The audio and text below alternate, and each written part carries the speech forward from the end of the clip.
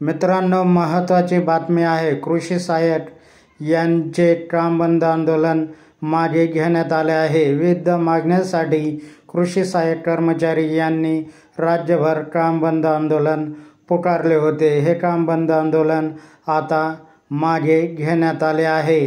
कृषी मंत्री माणिकराव कोकाटे यांच्याशी झालेल्या चर्चेनंतर हे काम बंद आंदोलन मागे घेण्यात आले आहे. कृषी मंत्री माणिकराव कोकाटे यांनी कृषी सहाय्यकांच्या सर्व मागण्या सकारात्मक पद्धतीने सोडवण्यात येतील. शासन याबाबत सकारात्मक आहेत असे आश्वासन दिल्यानंतर कृषी सहाय्यक कर्मचारी संघटनांनी आपले काम बंद आंदोलन तुर्तास मागे घेतले आहे. मित्रांनो, लेटेस्ट अपडेट, सरकारी योजना व नोकर भरतीची माहिती मिळविण्यासाठी आमच्या यूट्यूब चॅनलला सबस्क्राईब करा. धन्यवाद.